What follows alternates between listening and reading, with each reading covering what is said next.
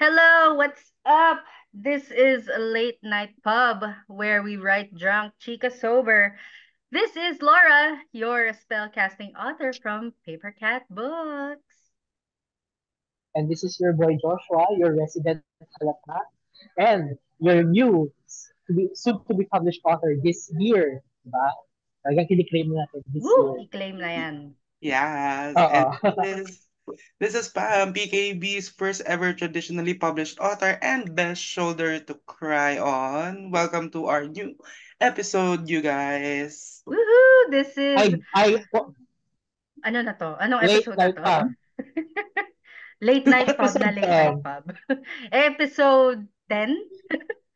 Yes, episode Yeah, 10. episode 10. This is the third and final installment of our Valentine's Day special. Oh my God. Yes. Oh my Oh my God. God. Pero wait lang, tulog na ba ang mga bata? Hindi, pinapakain pa lang. Okay lang yan, pinapakain pa lang sila ng dinner. So medyo hindi pa sila, hindi naman nila maririnig yung mga sasabihin natin. Okay, so sa mga parents dyan, kaya po namin tinatanong kung bakit tulog na ang mga bata. At kung hindi pa man po, kung pinapakain nyo pa lang sila, doon sila sa far away kasi hindi sila pwede dito. Oo, listener discretion is advised. Medyo lalayo po kami sa PG today. Tonight. Yes. Yes. Medyo lang.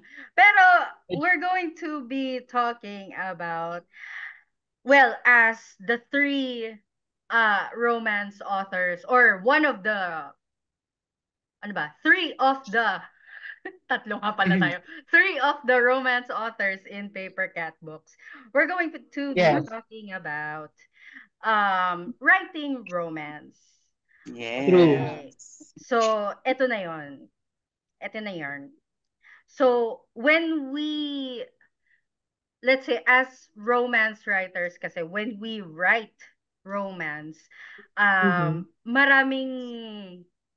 maraming, what do you call this? Maraming pwedeng hanapan ng inspiration yan eh. Merong, True. sana ito yung nangyari sa akin. Mhm. Meron naman yung mga pinagpala ng Panginoon na nangyari na sa akin. Yes, Meron agree. din, meron din naman ako yung that Delulu experience na, ay dahil sinulat ko to, mangyayari to sa akin. That Delulu experience. kasi, At, kasi aaminin ko sa inyo, meron akong isang sinulat na anthology na romance. Tapos after ilang days, nangyari yung sinulat ko. oh, di ba? Let our response be Delulu until it's Trolulu. O, di ba? Amen. Amen to that. Oh my God. Okay, wait. So the last time we talked about this, nag-usap kami ni Pam tungkol sa what makes us giddy or what makes us kilig while writing romance. Let's hear Okay. from Joshua on what makes him kilig. What makes me kilig during when I write romance? Yeah. Paano ba? Sige, bigyan ko kayo ng concrete example.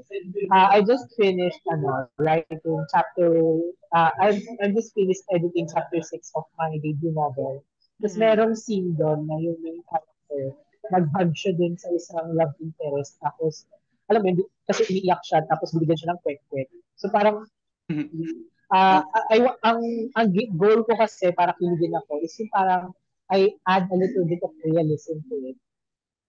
Kasi some people, they want to feel the kilig pag yung kahit medyo unrealistic, di ba? Pero Yeah. ako kasi, kinikilig ako pag tipong totoo siyang nangyayari. Hindi yung once in a blue moon lang nangyayari, gano'n.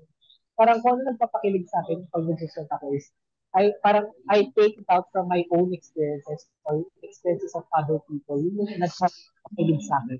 So, Oh, so it has to be real.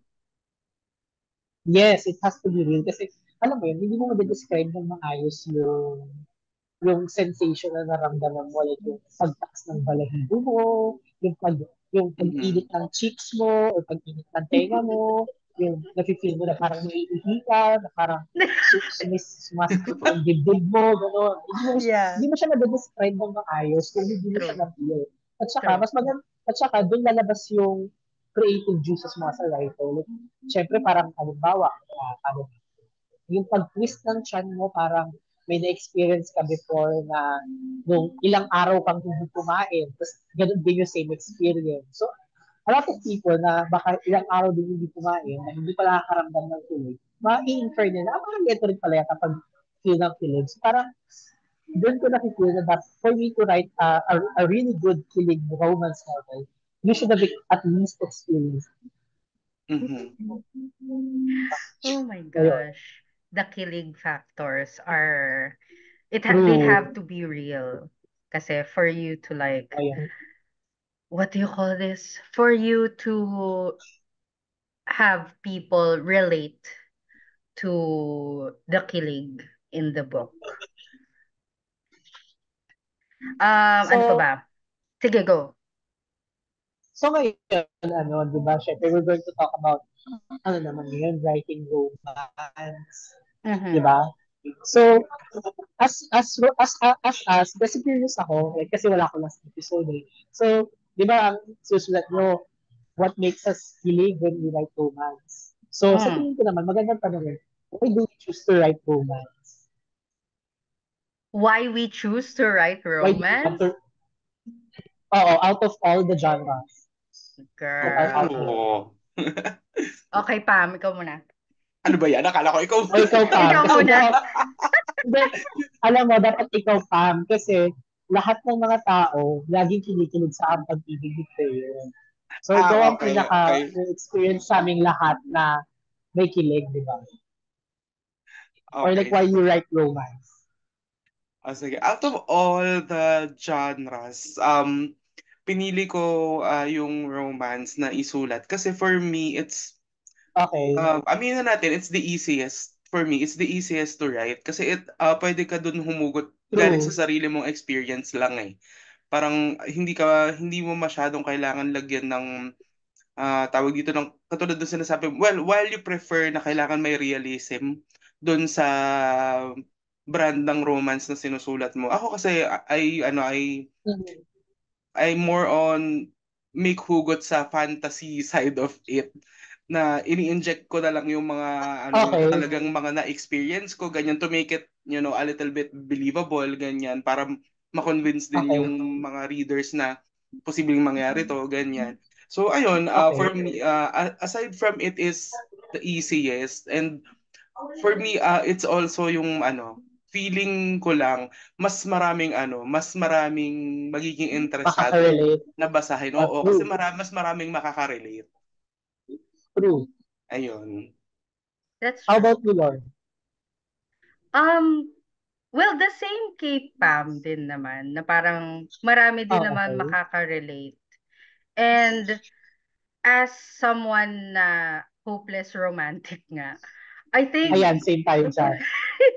I think gusto ko lang din naman, I've been saying this with like several interviews na, pero I think kasi like the world right now is very negative and Mhm. toxic. Okay, Kaya parang for me, writing romance, or at least my in my love aspect, alam mo yun, parang I guess it brings a little bit of that back into your world, Mhm. I okay, hope. And okay, alam mo yun, parang konting positivity, I guess. okay. Mhm. Yun, it's more of that for me, I think. Mm. Oh, I love that. Yung ano, True. And I thank you. kasi 'di ba kasi 'di ba as a writer that's our way of contributing to Something. yung pagbabawas ba ng negativity sa mundo ganyan. So And that's a ayun. very, ano, that's a very different angle to look at. That's True. very interesting. Ako True. naman kasi when I chose to write romance kasi apart from I both agree with Pam and Lauren, it's easier to write, not much of world building. You can take it from your own experiences. And alam mo yun, you you give meaning and life to a world full of power. Mm. I feel like ako kasi different in a way medyo distinct lang yung version of romance ko kasi I'm a BL writer. I Mm. mean, may difference kasi yung pagiging queer at saka BL writer. Pero as of now, I'm both. So, being a BL writer, parang, alam mo yun, it Yeah. helps you connect with other people na parang same kayo ng love language or like how you both articulate. Kasi parang we as social creatures, parang di ba syempre we want to build connections. And these kinds of Mm. novels are frankly mas maraming makaka-relate with one another. Everyone has fallen in love. Everyone has experienced heartbreak. Everyone has experienced mga delulu. Ganun. So parang kahit pa paano, mas madali kang makaka-relate with other people and connect outside yung halimbawa. Like, halimbawa, kung very specific niche yung binabas mo. So parang ako naman, mas nakaka-relate ako kasi yun ang writing ko. So parang mas malawak yung net ko when it comes to socializing with other writers. 'Di ba? So That's Right, why. those right. are the pros of writing romance. True. Trot. Pero Sa tingin nyo ba, we can't may con uh ba sa pagsusulat ng writing ng ako romance? I can only think of siguro isa lang ang naiisip ko na con when it comes to writing Okay. romance. Kasi um may trends kasi siya eh. 'Di ba? Mhm. So like True. hindi naman siya yung basta naglabas ka ng romance book, hindi siya agad yung tipong papatok. Mhm. Okay. Minsan it's other genres which is fine, 'di ba? I guess parang Okay. may upward and may decline din naman every single genre. Pero Okay.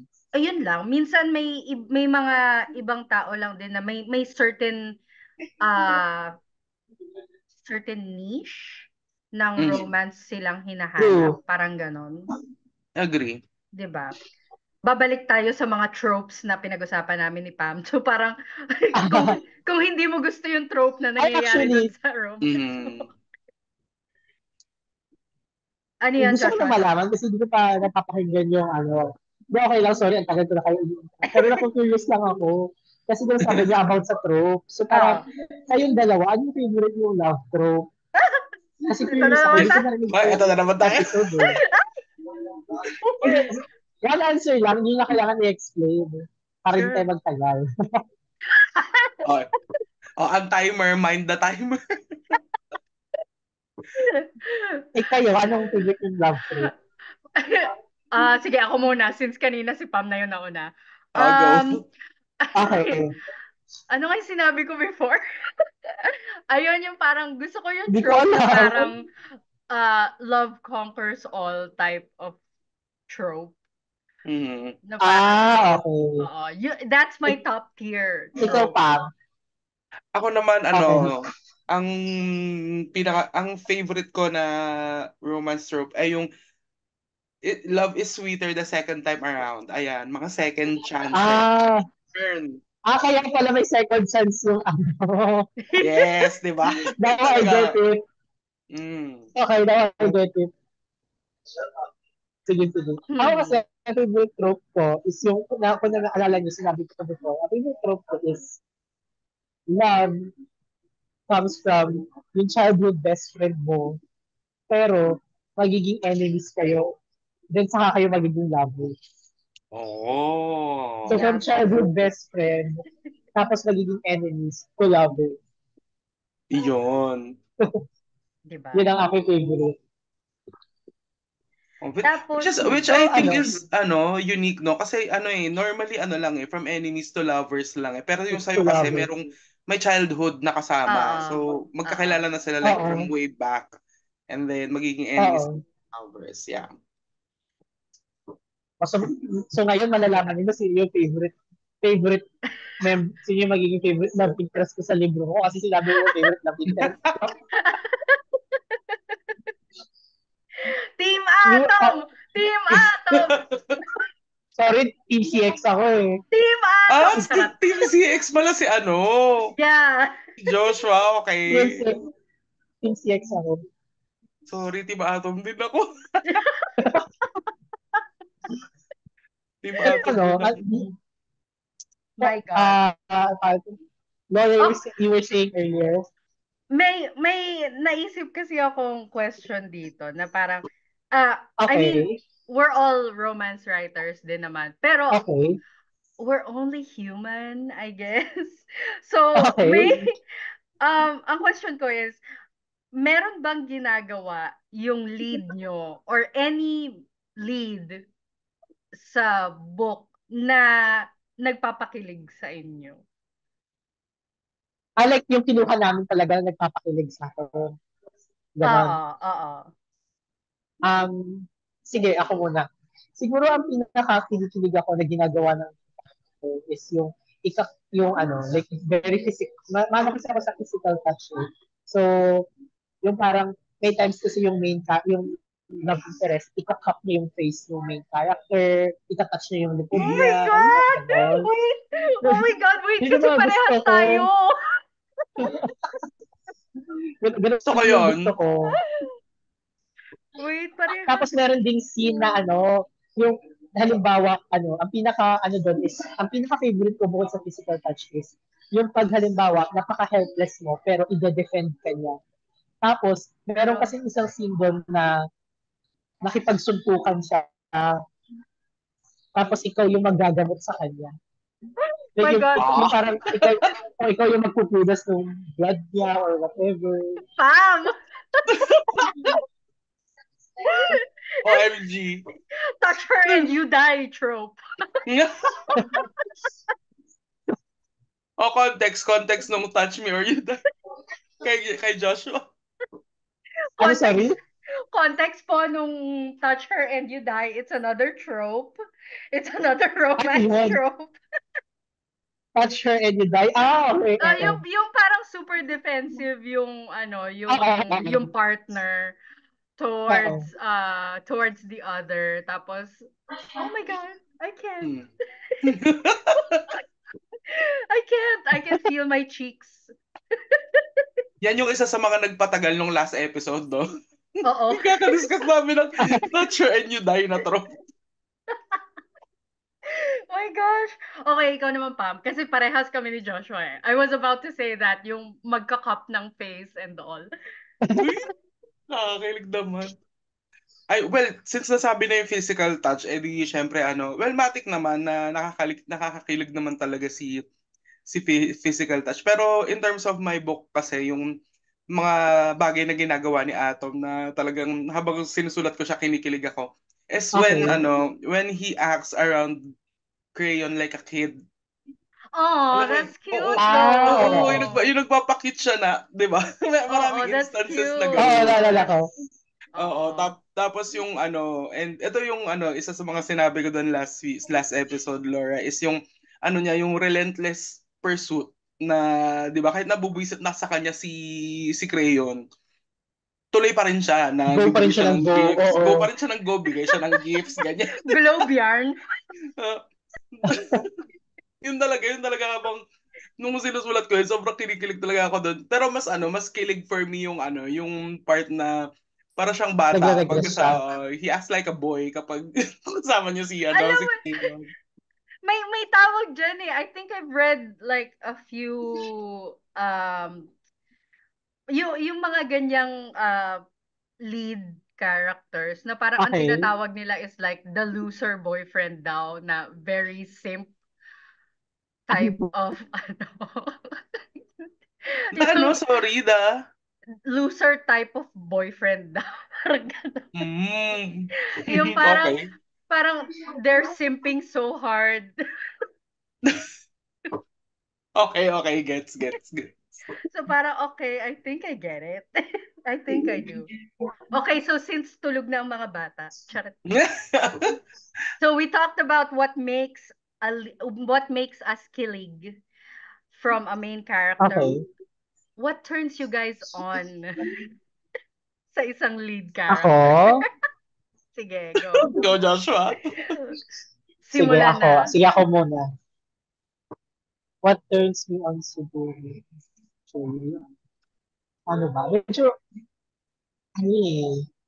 I mean, iba, this is coming from a context of a gay individual. Siguro, Yeah.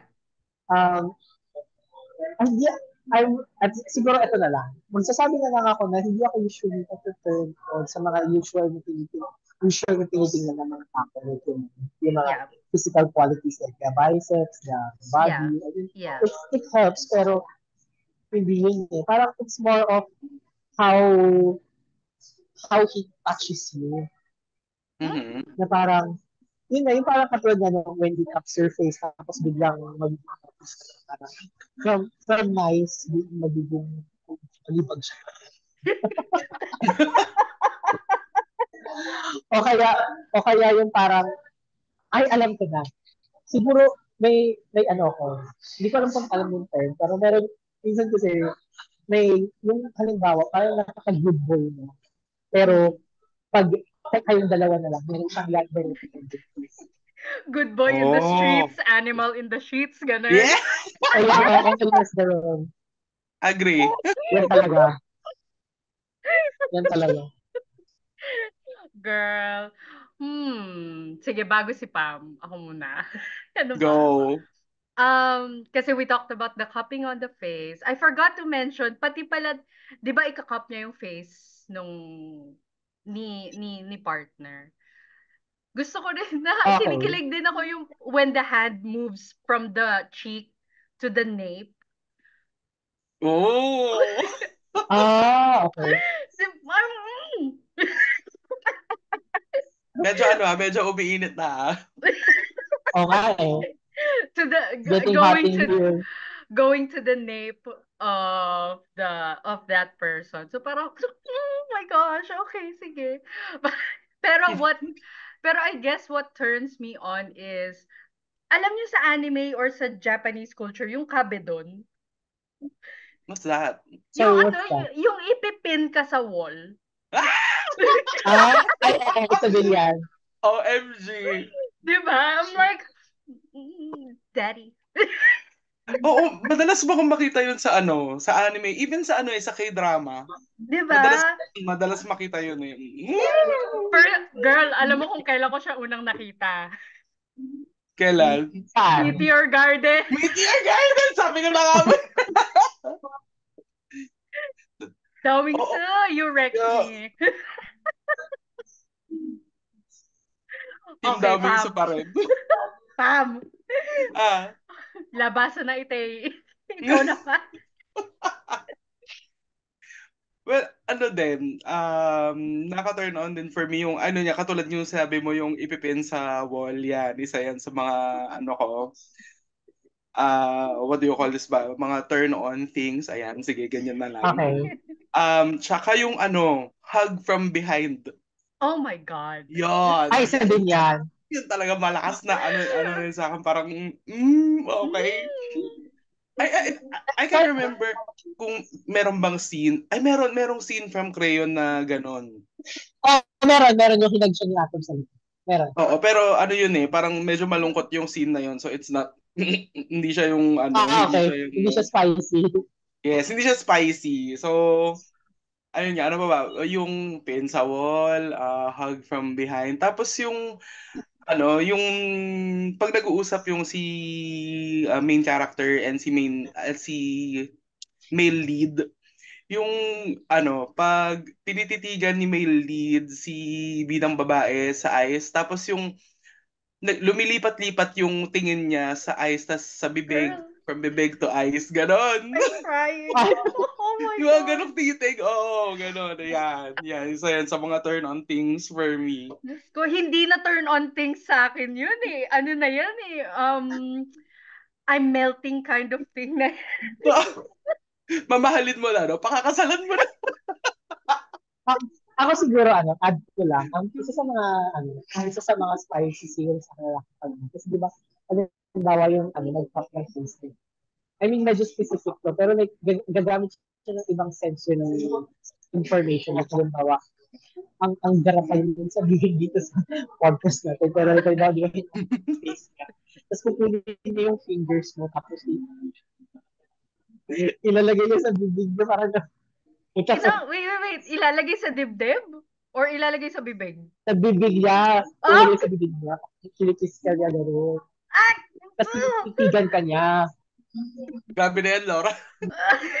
Iba na yung mo kanina. OMG. Pasintabi po ulit sa mga nakikinig, utang na loob. Opo. Patulugin niyo. Patulugin niyo na po yung mga bata. Opo, ilagay po ang mga bata sa far away kasi hindi sila pwede dito. Or mag-headphones muna kayo, please. Mag-headphones muna kayo. True. Hindi, alam ko na. Ibalik sila sa pagiging iPad yun. True. Makinig muna sila ng Cocomelon. Eto anak ko, ayan. magkokomelon ka muna. At mag-uusap muna kami ng mga imahinasyon namin. Balik tayo kay Lola niyo, Nora. Si Lola Nora and si Lola, ano nga yung pinag-usapan natin pa? Si Nora Roberts at saka sila Daniel Steele, Jude Devereaux, yeah? Jude Devereaux. ang mga spicy titas ng 90s, no? Spicy titas. Precious Hearts Romance and all. Correct. Yan. So, again, writing romance. Kailangan ba ng love scene? Do you guys think do we need a love scene for it to be called a romance book, or what's your take on this? Pam? For me, depende siguro sa sa target audience mo for your book. Ako kasi ang target audience ko for Crayon is college kids eh. So hindi ko nag-decide ako na wag na lang lagyan ng love scene because I want to focus on the the youthful side of yung first love ba na na hindi pa siya. I think kasi masyadong magiging complicated pag nagkaroon lang ng like physical. Okay. True naman. 'Di ba? Pag nagkaroon ng True, physical actually, connection. dun sa premise ng Yes. I agree. So medyo medyo ang theme na nag-focus ako doon is more on puppy love, ganyan. So more on feelings muna tayo. Like the most intimate that they got is yung nag-kiss lang eh. So ayun, for me, depende yun sa kung para kanino mo sinusulat yung kwento mo. For me, a romance book doesn't have to have a love scene for it to be called romance kasi iba-iba kasi depende sa age ng tao, 'di ba? Your idea of 'di ba our ideas of romance evolve, 'di ba, with time. So, eto since mga bagets lang naman ang target ko dito. So, bagets na love yung ko dyan. Yung nilagay ko sa Crayon. So, how about you guys? Ikaw, Joshua, siguro what's your take? Ako naman, sige. Let's try to angle it how Pam answered it. Yung yung target audience ko is my community, the gay community. And sex is very prevalent in our communities. So, sa book ko kasi, may mga love scenes siya, pero I wouldn't call it love. More of lust kasi siya. So, parang yung main character ko, parang addiction na yung sex.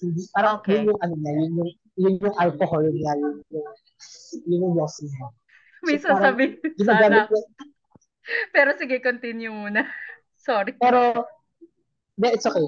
Pero in the main book, yung plan, yung ipapublish ko this year, wala siyang love scene, I would say. Pero meron siyang mga last scene. Okay? Pero It's kasi ano, since ang plan ko kasi sa book is to have 3 spin-offs. Dun sa ibang spin-off, may mga love scene. Kasi I feel like, syempre since dun sa main book, nag-try siya mag-develop ng feelings. I feel like I have to level up the playing field when it comes to the romance of these characters. Kaya kailangan ko ng mm, lagyan ng love scene. Mhm. Pero I kumbaga, also agree with Pam na it doesn't have to be a romance novel pa rin siya despite the absence of a love scene. Mhm.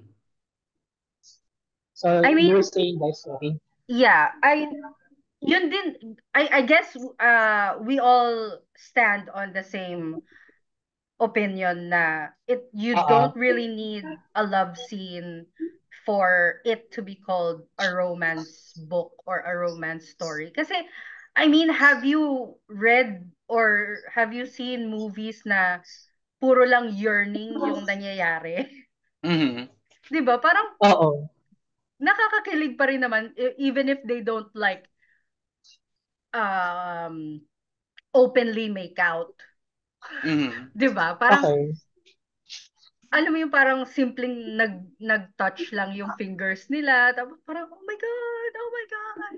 'Di ba sa most K-dramas nga nagtinginan lang sila pero kilig na kilig ka, 'di ba? True. Oo. Wala pang ang touch na nangyayari. So it's all True. about ano din eh.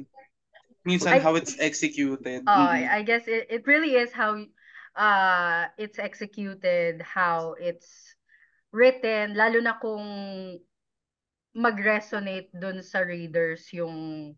yung Mm-mm. gusto mong iparating eh. So I don't really think we as your hosts, we don't think na you need a love scene or something sexy for it to Mhm. be called a romance Romance. book.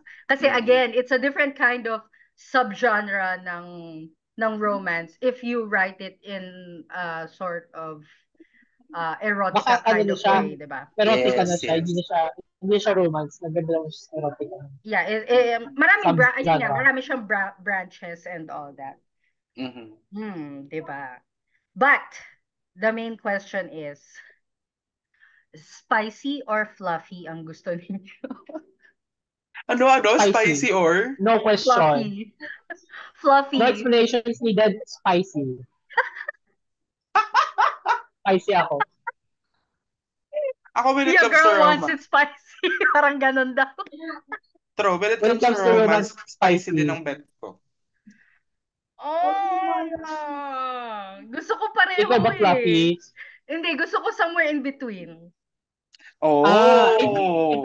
if you had to choose one lang. If Ayun. I had to choose one, based sa mood ko ngayon, spicy. Spicy. Based sa mood ko ngayon. Gusto ko lang, based sa mood ko ngayon. Based sa mood ko ngayon, I'm a very moody person, I think.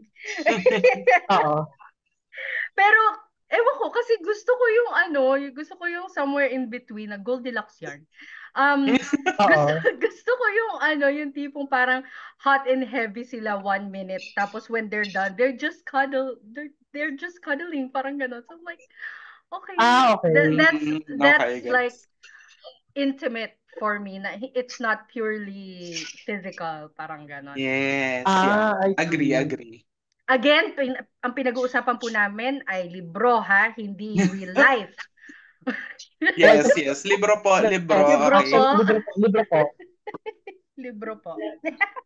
Dear Lord. Pero alam mo kasi merong mga spicy books na ano eh, na may umay factor. Like, do you agree True. na merong, True. I agree. oo na sobrahan siya sa pagiging like spicy Masyado ng na spicy. nasusunog na yung dila mo. Parang gano'n. Oo. Ah, Hindi, that's okay. true. Walang balance. I think that's the challenge also in writing Oo. romance, no? Yung striking that balance na hindi Oo. mo True. lulunurin sa sa hot and heavy scenes yung readers mo True. masyado, 'di ba? True. True. Amen. Ayun. Amen to that. Amen. Wait, Pam and I talked about our favorite romance books kasi the last time. Mhm. Okay. Joshua, what's yours? As of now, wala akong favorite na romance book. Mm. Kasi mostly ng mga written ay straight for straight kasi wala pang nagpapakinig sa akin na straight. Yeah. Eh, mostly ng mga BL na sinusulat, it's very sexual. So, wala talaga. As of now, wala pa akong nababasa na queer, specifically Mm. queer novel. Ay, meron isa, sorry. Meron isa. Conventionally Yours by Annabelle Lee. Oh yeah, you did Yes. mention You that. Yeah, mentioned yeah, that, Yeah, yeah. yeah. Yeah, you Yeah, that did one. mention that. That was pretty good. Ito lang. Oo. Yun pala. At saka alam mo yun, yung spicy scenes sa book na yun, parang it was warranted. Mm. Mhm. Kasi isa sa premise ng book is, kaya sila magiging close kasi magdalawa lang sila. Tapos, nagkamali yung motel manager na bigyan sila ng separate bed. Yeah. Nandito So, naman tayo it sa was mga warranted. hotel managers na ano. Shout out po ulit sa mga hotel managers, mga concierge, and front desk people. You guys are doing the Lord's work. Instead na double single ang binibigay, double lang na. We only have one room available.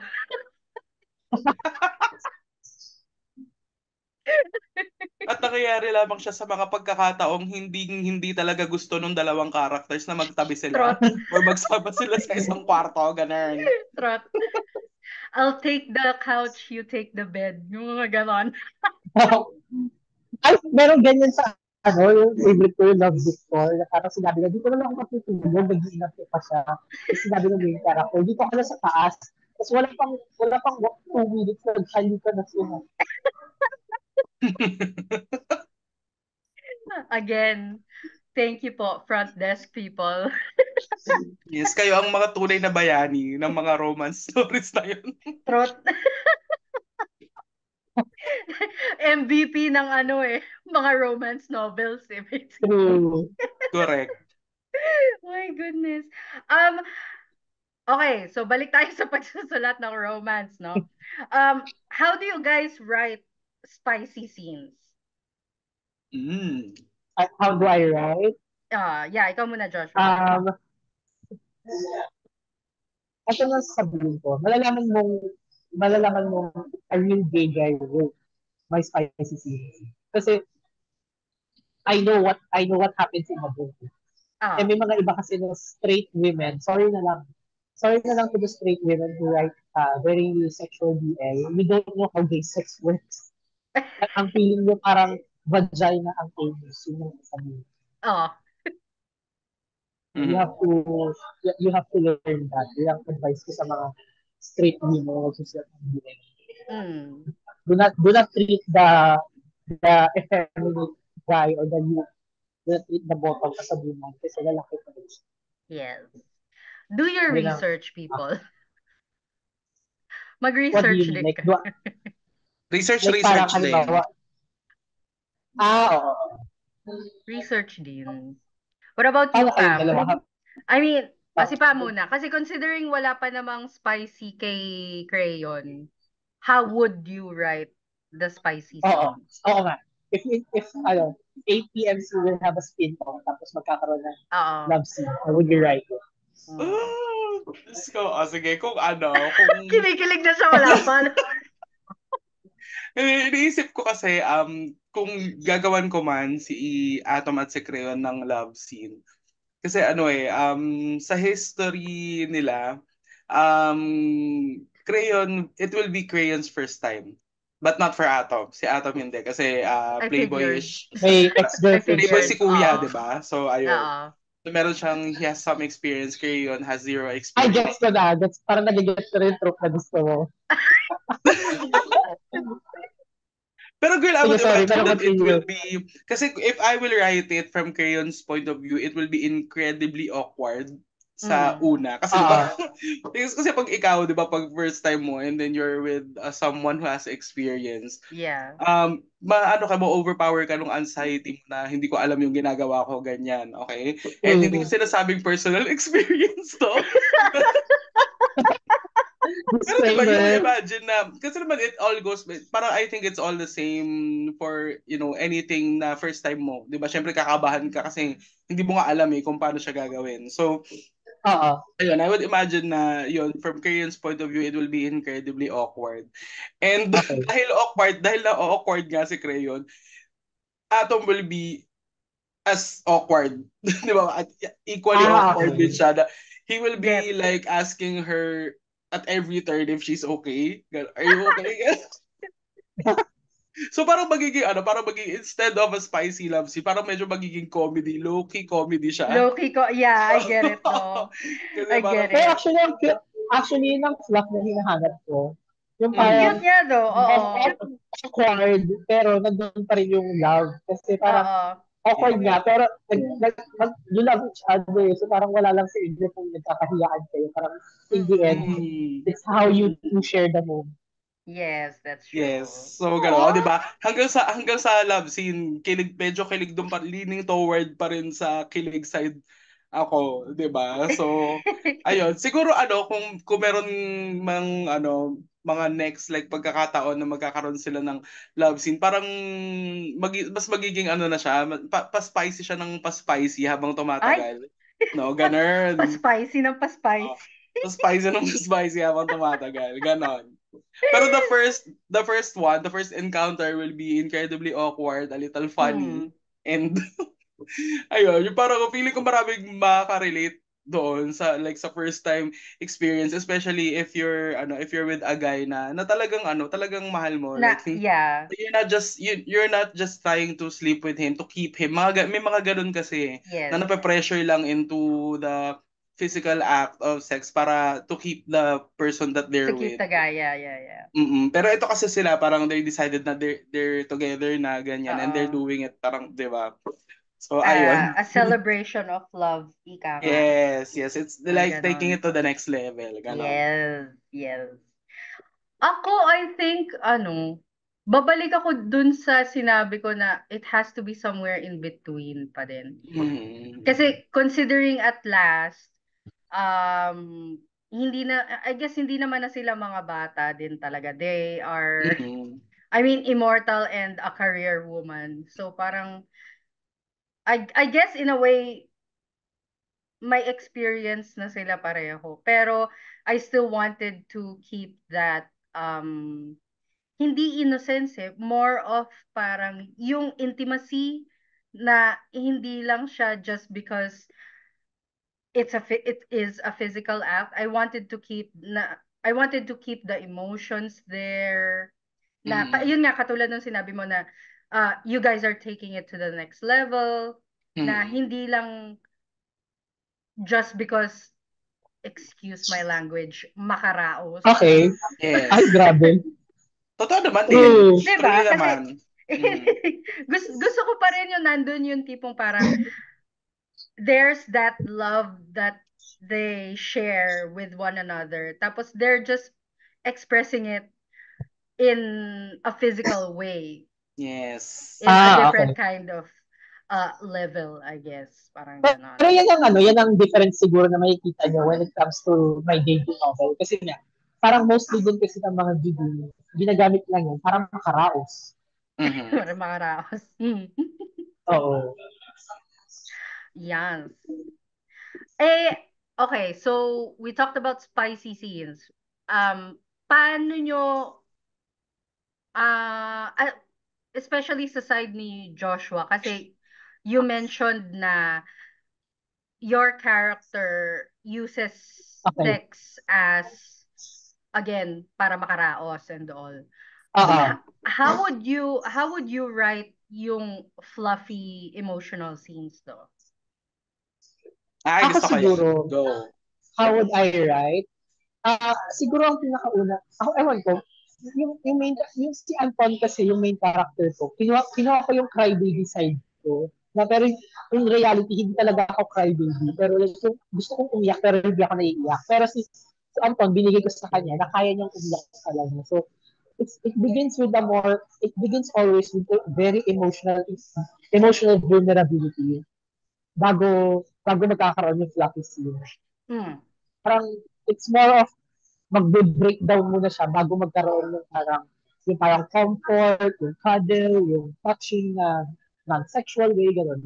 Kasi na-experience ko, pinanto ko kanina, di ba merong cupping of the face. Kaya na Yeah. kinap yung face ng character kasi umiiyak na siya. So parang, it always, ewan ko, Pilipino kasi ako eh. Di ba tayo mga Pilipino, never tayong nawalan ng show na walang umiiyak. So True. parang, True. I'm no exception to that.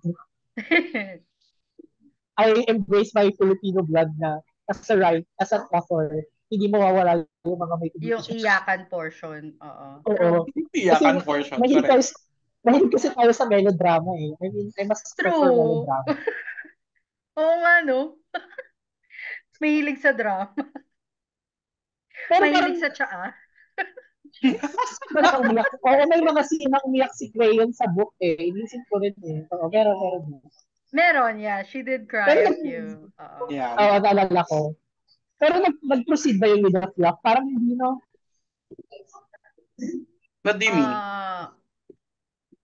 Parang Hindi. hindi eh. Parang, Parang hindi. parang Parang, iba yung kasama niya eh. parang I gotta Kasi si go my XM own yung way kasama ang niya Pei noon. eh. Oo. Mm. Oo. Ah, Yun. Nag-ano muna sila. Cool off muna sila in a way. Charay. oo. I understand. At saka yung personality How rin about, kasi ni Crayon eh, 'di ba? Ano siya, tigasin siyang ano eh. Tigasin siyang babae. So, parang nagagalit siya sa sarili niya every time she like even feels a little spark of emotion na bakit ko Mm. ba to ganun, ganun siya pag naiiyak siya, bakit ko ba to, ba't ko ba siya iniiyakan, ganun agad eh. Truth. mm, She doesn't like to acknowledge those kinds of feelings. Truth. okay. Ayaw niya nga. Mm. Okay. So, we have, ako pa ba? Sasagot pa ba ako? Sige, well, interested kami. Malay mo naman, we Yeah, can draw conclusions from Lily and Alex. Diba? ano ba? I guess kasi how I write my fluff pieces is how I think. Well, I guess one, I draw from my own experiences. Mm. Tapos, Okay. two, I draw from my delulu tendencies. So, so Don't we nandun all? siya. So nandun siya. Like, Oo. if, kunwari, yung experience ko in itself, parang, how do I make this more kilig worthy?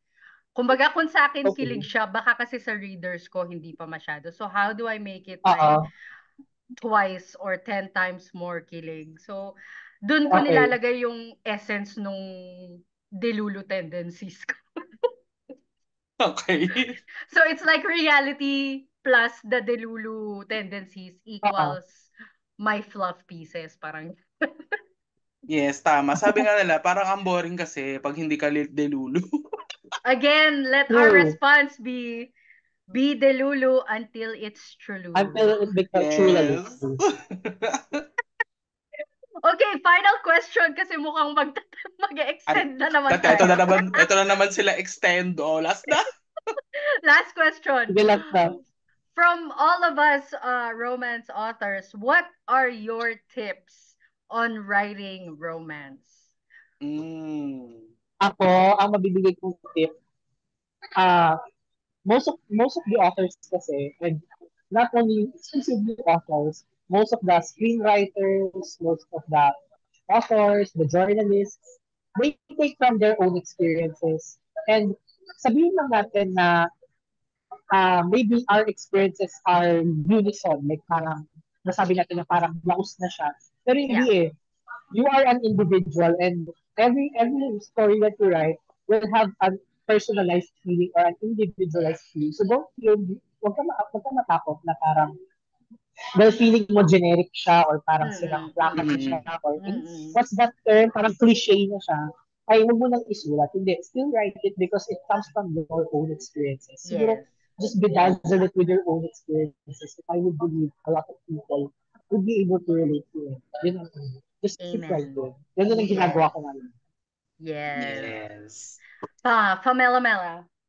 Well, ako naman ang tip ko sa mga gustong magsulat in the romance genre. Babalik ako dun sa yung na-share ko sa inyo na nakita kong quote sa Facebook na every story has already been told. Yes, but not by you. So I'm building on yung sinabi ni Joshua na you're an individual, you have your own experience, you have your own way of feeling things. So I think the secret to writing effective romance is being honest about the emotions na ipinalalabas sa'yo ng isang sitwasyon. No? For me, Mm. just be honest about, when you write about emotions dun sa part na yun ng libro mo or ng story mo, be honest about the emotions. No? Pag nilagay mo yung sarili mo dun sa kinalalagyan ng character mo, Mm. how will he or she honestly feel about this circumstance, about this situation? Ayun. So, ayun lang kasi I think ako kasi yung kay Crayon like building her personality, 'di ba? Yung ano niya, yung take niya sa mga nararamdaman niya kapag ginagawa to ni Atom, ganyan kapag nandiyan si CX. It's just simple lang, wala masyadong paliwanag. Sinasabi ko lang na ito yung nafe-feel niya, ganyan. And I think that's what made it effective, for me nung binabasa ko siya ulit, no. Kasi naramdaman ko rin kasi straight to the point siya. Wala siyang paligoy-ligoy na ganyan. And Mm. I instantly understand kapag yun, sinasabi niya, just be upfront with the feelings, ganon, no? And ayun, most importantly, enjoy. Kasi for me talaga, isa ang romance sa mga pinakamasasayang isulat na genre. Amen. Kasi, di ba? Ayun, kasi you get to play with it, from many aspects eh. Tsaka, ayun nga, more on paghuhugot ka dyan sa sarili mong experience eh. Yeah. So talagang ano siya, pag sinulat mo yung mga happy memories na hinugot mo sa happy core memories mo, talagang masaya siyang isulat. And same with kapag galing sa mga painful core memories, talagang masakit isulat yung mga Yes. heartbreaking scenes, 'di ba? Ayun. Mm-mm. So, ayan. So ayan, be honest. Ayun lang ang aking payo, no? And enjoy writing Yeah. your romance stories. Yeah. Yun. Actually, I think we all have the same tip naman. Mm-hmm. Uh we're all building on what Joshua has already said na um just, keep writing, Trot. 'di ba? Kasi again, from what Pam has said, um if there are a lot of stories out there na halos pare-parehas naman ng tropes ng genres, kesyo romance man yan or hindi. The thing is, it your story is not told in your voice. Yes. So, story mo yan, you tell it with your own voice because no one else can do that but you. And Correct. somewhere out there, your readers are waiting for that story. Trot. Diba? And True. hindi mo rin I guess malalaman pero you could be someone's next favorite author. So, ano, Correct. True. be yourself, be authentic, um keep writing. Kung ano yung nagpakilig sa'yo, tried and tested na nagpakilig sa'yo, isulat mo yon. Tried Trot. and tested na it made you squirm in a very hot and steamy way, isulat mo yon. Sige lang. Mm. Yun nga. You can take inspiration from every single romance author out there, pero you still have to make it your own. Correct. 'Diba? True. But you need that stamp, yung stamp ng personality mo in your story, whatever the True. genre may be. True. So, yeah. So, Ilang minutes tayo yeah. So I think overtime? feeling ko umabot na naman tayo ng 1 hour. Hopefully not, kasi hindi na ako nagbibilang. All right. This has been Late Night Pubs Valentine month na pala, hindi Valentine's Day. Valentine month three episode special. Yay! Don't forget to Yay! like, subscribe, and follow Late Night Pub in all of our socials. We have Spotify, YouTube, TikTok, Facebook, and nabanggit ko na ba Instagram? Hindi pa ata. And Instagram. It's all under the same username, same handle at Late Night Pub Late night Show. pubs. Yes. Yes. And also, don't forget to follow me, your spellcasting author, Laura Friera Gonzalez, on Facebook and at Laura Tries to Write on Instagram. At last, my book is still available in selected fully booked branches in Metro Manila as well as Lazada, y'all. Thank you. Kung gusto nyong kiligin sa story ni Lily and Alex, make sure to get your copy. Yes. So, and of course, has been your resident halata, Joshua Jorge. At kung gusto niyo naman kiligin, mas makakil ng sakit from Anton Mariano, i-follow niyo na si Joshua Jorge sa Facebook or my handle at TikTok or at uh, Instagram at jhorge.wl. At dahil na sa TikTok, kasi marami akong binibigay ng mga POV doon, ng mga kinikilig. Or like, siguro yung mga naiingit sa kilig, Oh makaka-relate my kayo God. doon. I So love ayun, it. yun lang naman. And hopefully, I Am MVP will be available on November 2024. Yes, Woo! claim na natin yan. And this has been Pam Castro, PKB's first traditionally published author. Follow nyo ako sa Facebook at sa TikTok. Instagram din. Yes, I have Instagram under the same handle at Famela Mela. Pero mas active ako guys sa Facebook and medyo sa TikTok. Ganyan. Sa TikTok, puro kalokohan lang naman ginagawa ko doon. Pero kung gusto yung makakita ng Paras mga lang tayo, writer Pam. stuff, doon tayo sa Facebook. Okay? Wala akong writer content sa TikTok. No, puro ano lang yun, puro libangan, paglilibang lang sa sarili ko yung ginagawa ko doon. So, ayan. And ayun nga, my book, Ang Pag-ibig ni Crayon, is still available in some fully booked branches in Metro Manila. So, ayun, pwede pa kayong kumuha ng copy, guys. Thank you so much. And very soon magre-reprint kami niyan to have it available din sa Oh my Lazada God! dun sa Sa mga i-print mo na yan, no? ano, Yes. yes. Ayun lang. Let's all wait for Crayon. Para not kiligin kay Lily and Alex and Atom and Crayon. Oh, di ba? Yes. True. Isama na natin si Dapat, CX. Si dapat Atom, si CX Crayon, si CX CX. at Oh, saka yan. CX. Yan. Again, this has been Late Night Pub where we talk about writing. Publishing. And everything in between. Bye, guys. Bye, Thank you so Bye-bye, guys. guys. much. Again, ang ating salmong tugunan, be delulu until it's Until it's trululu. tululu. Bye! Bye, Bye! guys.